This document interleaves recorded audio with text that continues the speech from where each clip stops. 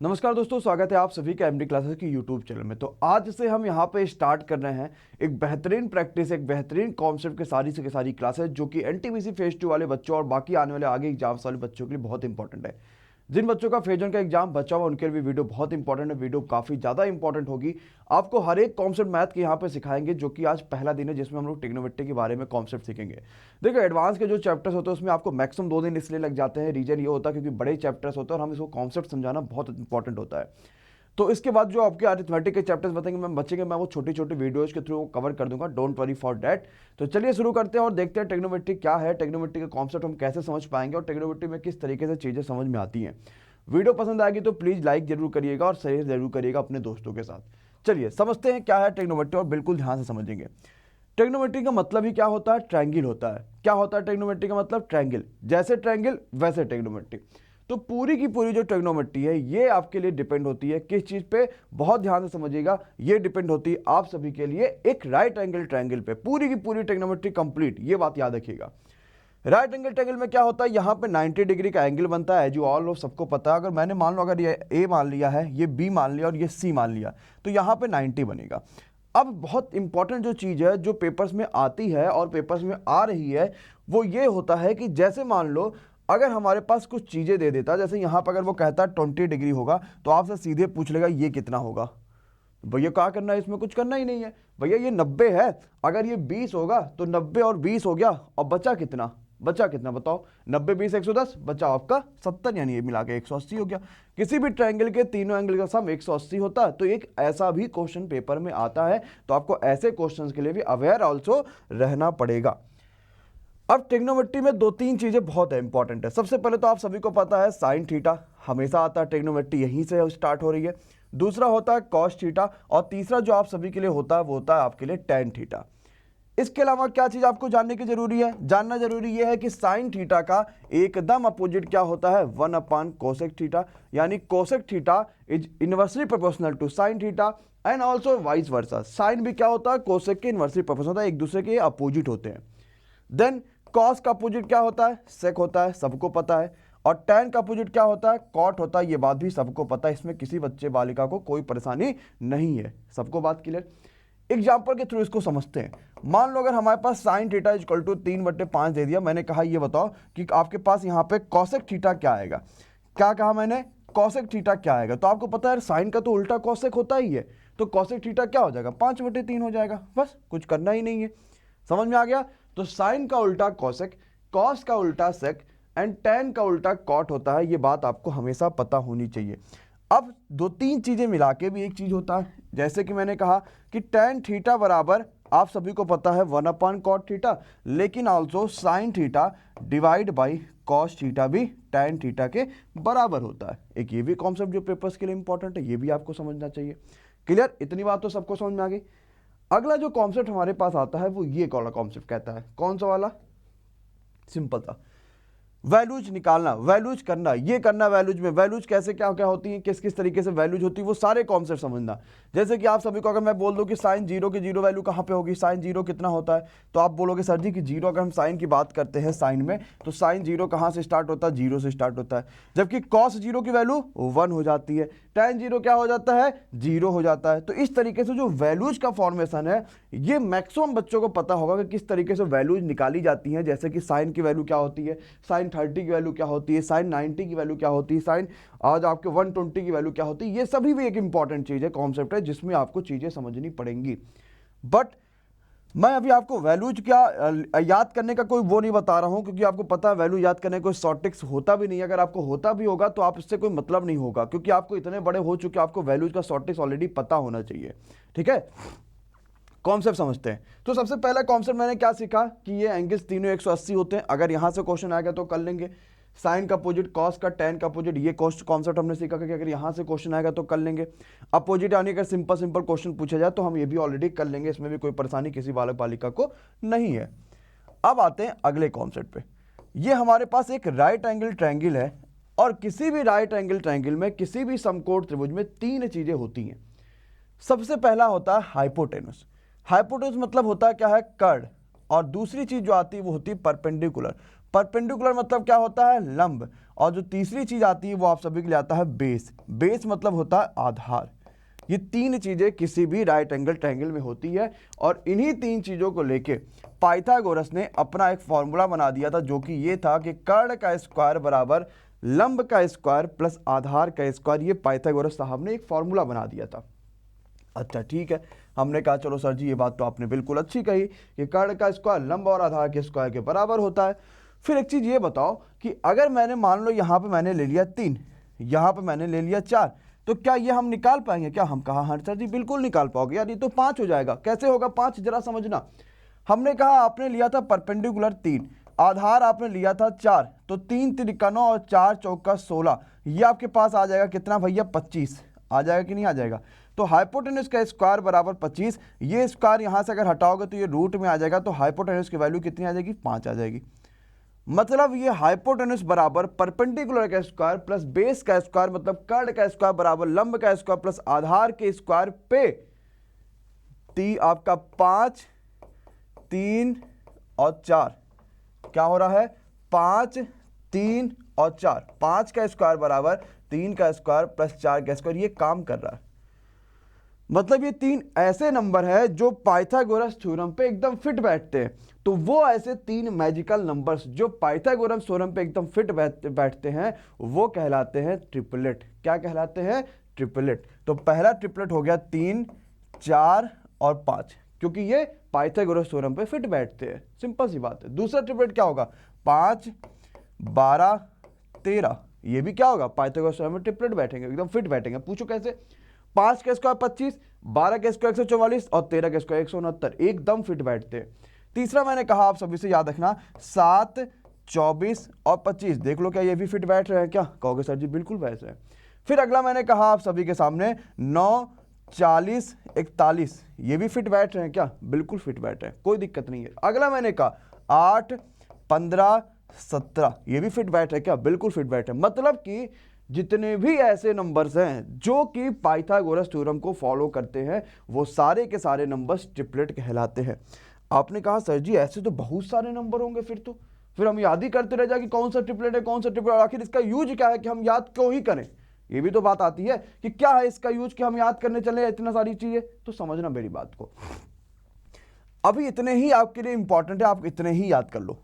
ठीक, अब मैंने कहा जरा इसमें सभी में 2 का मल्टीप्लाई कर दो, इसमें 2 का मल्टीप्लाई करो। 3 दूनी 6, 4 दूनी 8, 5 दूनी 10, क्या 6, 8, 10 भी ट्रिपलेट होता? कहोगे हाँ सर जी एकदम होता, हमने तो यही कर रखा था। हमने कहा सभी में 3 का मल्टीप्लाई कर दो, 3 त्रिका 9, 4 तिया 12 और 5 तिया 15, क्या ये भी ट्रिपलेट होता? कहाँ सर जी बिल्कुल होता है। इसी तरीके से मेन जो ट्रिपलेट होते हैं ये यही कुछ 8-10 होते हैं, अभी और भी होते हैं लेकिन वो बहुत बड़े बड़े होते हैं। तो मेन जो होते हैं वो यही 8-10 होते हैं। इसके बाद जितने भी नंबर्स बनते हैं, जितने भी नंबर्स होते हैं, या तो वो इसी में 2, 3, 4, 8, 10 का मल्टीप्लाई करने के बाद ही बनते हैं, जो कि हम बाद में जाके उनको काट पीट के समझ पाते हैं कि वो क्या कहता है, किस तरीके से हमारे पास आता है। जैसे आइए एग्जाम्पल में आपके सामने एक क्वेश्चन ले लेता हूँ। मैंने कहा ये ट्रिपलेट है कि नहीं है? मैंने कहा 25, 60 और 65, क्या ये ट्रिपलेट है? इसका मतलब अगर मैंने आप सभी के लिए कोई क्वेश्चन दिया होता जहां कि ये 60 होता या आपके लिए 25 होता, फिर आप तुरंत कैसे बताते कि ये कितना आएगा? अगर आप स्क्वायर करते तो आपको समय लगता, लेकिन अब आपको अगर ट्रिपलेट पता है तो आप आसानी से निकाल सकते हो। कैसे? आपने इनको 5 से काटा तो 55 25, 12 पंचे 60 और 13 पंचे 65। आपने कहा सर जी 5 बार 13, इसका मतलब ये तो ट्रिपलेट है ही, क्योंकि आपने तो ऑलरेडी 5 12 13 हमें बता ही रखा है। अब समझ में आया कि नहीं कॉन्सेप्ट समझ में आया ट्रिपलेट का? ये बहुत इंपॉर्टेंट है जहां से क्वेश्चन भर भर के पूछे जाते हैं। तो आपने अभी तक ट्रिपलेट का कॉन्सेप्ट भी सीख लिया, इसमें भी किसी बालक बालिका को कोई परेशानी है नहीं कि क्या होता है ट्रिपलेट, कैसे आते हैं ट्रिपलेट की चीज़ें, अब वो समझते हैं। ध्यान से समझिएगा, अब जो चीज़ें समझेंगे वो बहुत इंपॉर्टेंट होगी। यहाँ से क्वेश्चन तो हर बार देखने को मिलता है और भर भर के देखने को मिलता है। ठीक है, आइए जरा समझते हैं कि अब कौन सा कॉन्सेप्ट हम समझने वाले हैं। जैसे मैंने आपसे सिंपल से एक बात कही है, समझिएगा मेरी बात को। मैंने कहा ये हमारे पास एक ट्रायंगल है, यहाँ पे मैंने थीटा एंगल बना दिया। ये मान लो ए है, ये मान लो बी है और ये मान लो सी है।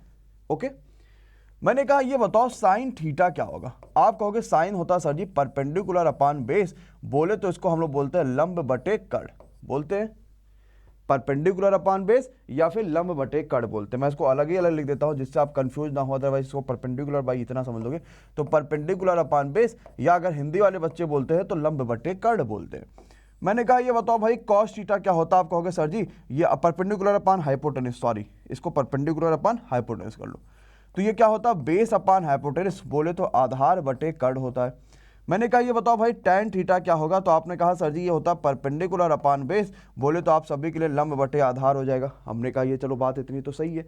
इसका मतलब आपने ये देखा कि साइन का अपोजिट तो कॉसेक होता है, तो कॉसेक क्या हो जाएगा, कड़ बटे लंब हो जाएगा, यानी हाइपोटेनस अपान परपेंडिकुलर हो जाएगा।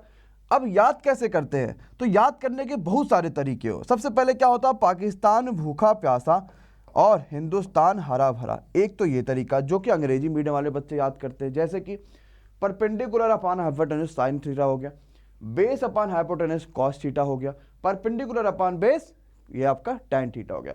जो हिंदी मीडियम वाले बच्चों याद कर ले लाल बटे कक्का, मतलब कि लंब बटे कड़ साइन थीटा हो गया, आधार बटे कड़ कॉस थीटा हो गया, लंब बटे आधार tan थीटा हो गया। तो ये हिंदी मीडियम वाले बच्चे इस तरीके से याद करते हैं और अंग्रेजी मीडियम वाले बच्चे इस तरीके से याद करते हैं। अब इसका यूज समझते हैं कि इसका यूज कहाँ कहाँ होता है, इस चीज़ों को कहाँ कहाँ से समझ पाते हैं। ये सारे के सारे जो चीज़ें मैं लिख रहा हूँ ना, ये सभी चीज़ों का नोट्स आपको टेलीग्राम चैनल पर मिल जाएगा। टेलीग्राम चैनल ज्वाइन कर लीजिएगा और ये बात याद रखिएगा, हर वीडियो को इतने अच्छे से समझिए, हर वीडियो को इतने अच्छे से सीखिए कि आपके इस बार सिलेक्शन और रैंक जरूर आनी चाहिए। अगर मैं मेहनत कर रहा हूँ तो आपको भी उतनी ज़्यादा ही मेहनत करनी पड़ेगी, अगर मैं आपको चीज़ें समझा रहा हूँ तो आपको भी उतनी ज़्यादा चीज़ें समझनी पड़ेंगी, तभी असली मजा आएगा। तो ये याद रखना, मुझे बस सिलेक्शन चाहिए किसी भी हालत में, चाहे आपको इसके लिए दिन रात मेहनत करनी पड़े, चाहे कुछ भी करना पड़ जाए, बस मुझे 100% आपका सिलेक्शन चाहिए, चाहे कुछ हो जाए। इस बात को ध्यान से ही ध्यान रखना कि तभी आप जो है अच्छा आगे कर पाओगे और तभी आप पढ़ो ध्यान से। ये मैंने कहा ए है, ये मैंने कहा बी है और ये मैंने कहा सी है। यहां मैंने कह दिया थीटा। अच्छा बताओ, अगर मैं इसको आपको 7 लेता हूं, ये 24 लेता हूं, तो क्या आपको ऑलरेडी पता चल गया ना कि ये ट्रिपलेट हो जाएगा। तो 7 24 उसके बाद क्या आएगा, 25 आ जाएगा। बोलो आ जाएगा कि नहीं आ जाएगा।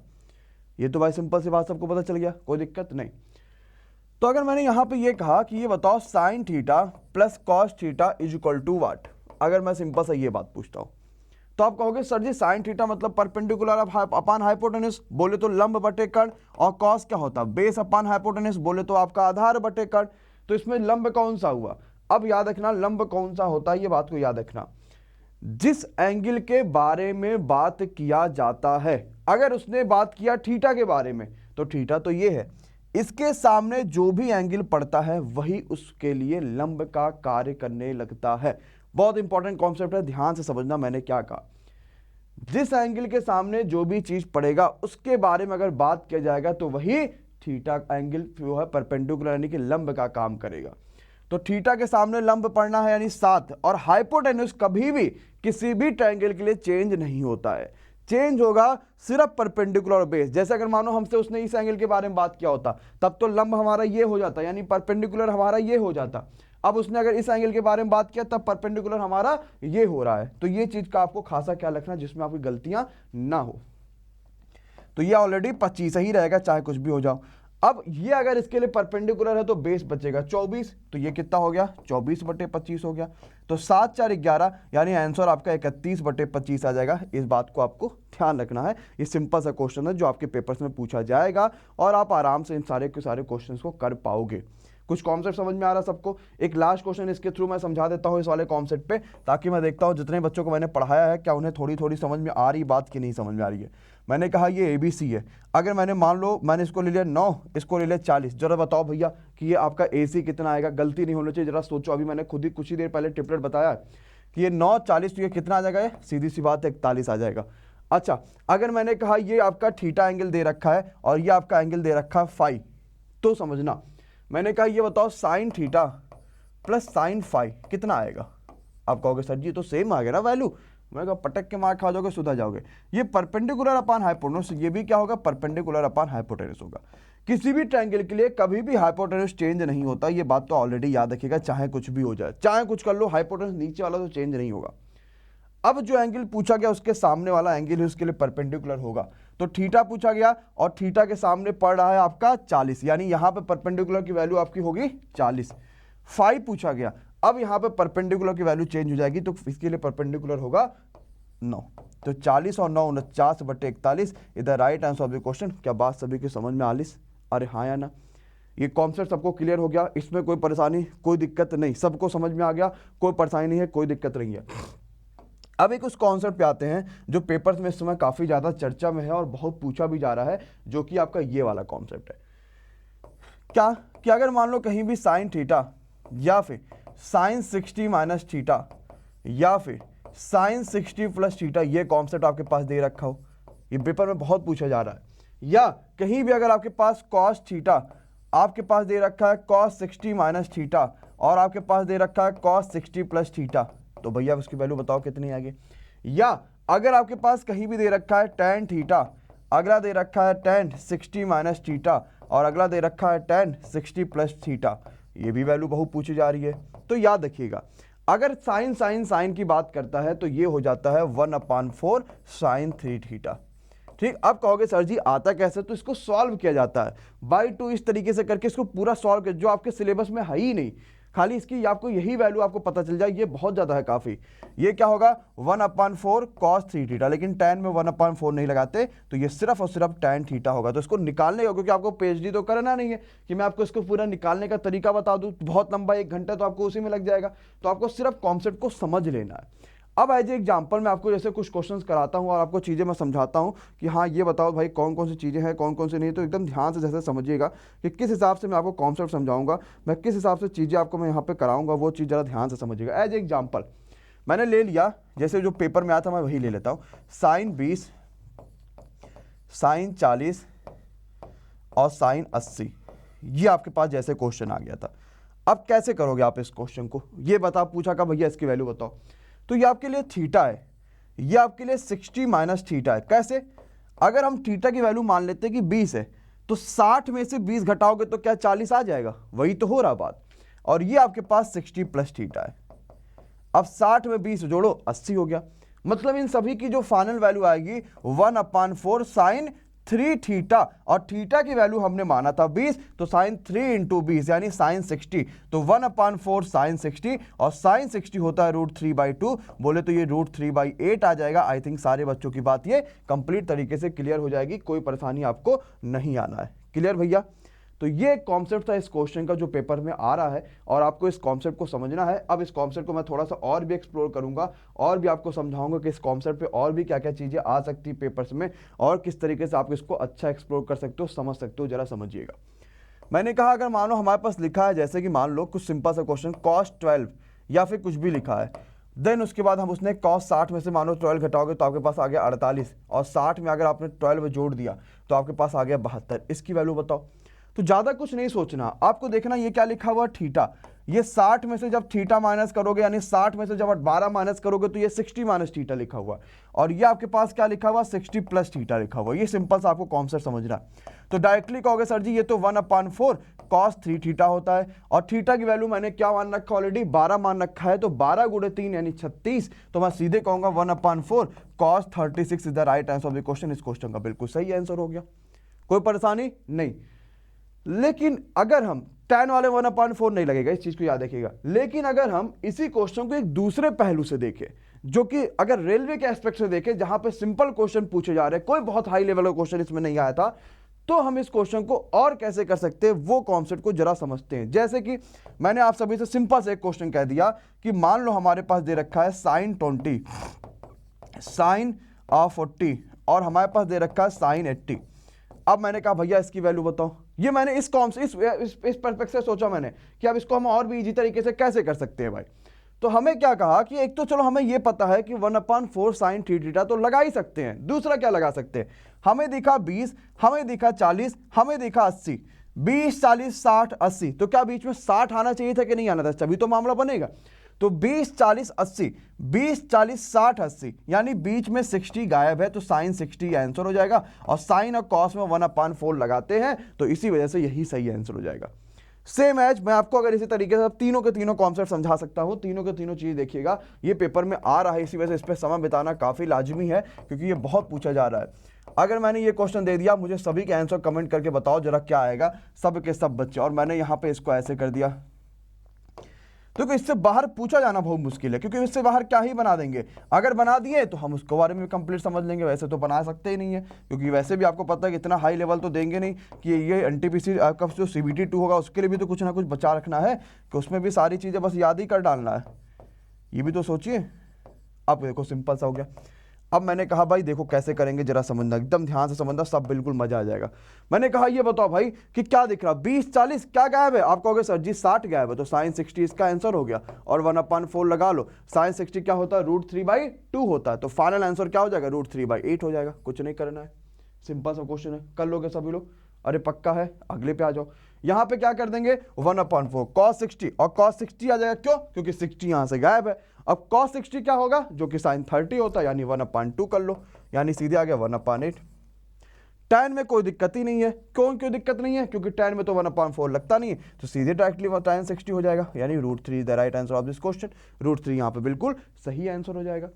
तो ये कॉन्सेप्ट पेपर के लिए बहुत इंपॉर्टेंट है, जो पेपर में बार बार पूछा जा रहा है, और पेपर के लिए काफ़ी ज़्यादा ऐसे क्वेश्चन आपके पूछे जाते हैं, इनको हमें अच्छे से समझना पड़ेगा। क्लियर हो गया इतना कॉन्सेप्ट? सबको समझ में आ रहा है? नेक्स्ट पे आते हैं, नेक्स्ट समझते हैं क्या है। आप सभी ने ये आइडेंटिटी पढ़ रखी हो क्या, कि sin square theta plus cos square theta is equal to 1। हर बच्चे ने ऐसी आइडेंटिटी पढ़ी है, और ये आइडेंटिटी का यूज क्या होता है पेपर्स में, हम उसको जरा समझते हैं कैसे हम आखिर इस आइडेंटिटी का यूज करते हैं। एज एग्जाम्पल मैंने आपको कहा कि हमारे पास लिखा हुआ है 7 sin theta plus 24 cos theta is equal to 25, then find the value of sin theta, कि sin थीटा क्या होगा। अब देखो, अगर आपके पास ये दे रखा है तो आपके पास sin थीटा निकालना बड़ा मुश्किल होगा। क्या करोगे आप? दोनों साइड का स्क्वायर करोगे, then sin square theta cos square theta में चीजें चेंज होंगी, देन आप जाके चीजों को निकालोगे, तो बहुत लंबा क्वेश्चन हो जाएगा। ऐसे क्वेश्चन को आप इतने लंबे तरीके से करोगे तो मजा नहीं आएगा कुछ। तो देखते समझते हैं क्या आसान तरीका है हमें दिखा। और ऐसा क्वेश्चन जब भी आएगा तो आपके पास ऐसा ही आएगा ना, कि आपके पास ट्रिपलेट बन जाएगा, जैसे कि 7 24 25। क्या ये 3 मैजिकल नंबर्स हैं, वो वाले जो मैंने अभी कराया था, ट्रिपलेट बना था? बिल्कुल। तो हम क्या करते हैं, जो हाइपोटेनस यानी जो सबसे बड़ी संख्या उसी से सब में डिवाइड कर देते हैं।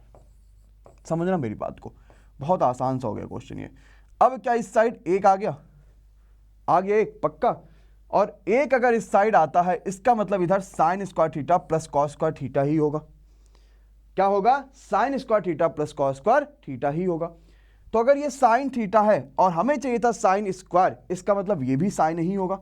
तभी तो sin इंटू साइन बराबर sin स्क्वायर, और cos इंटू कॉस बराबर cos स्क्वायर।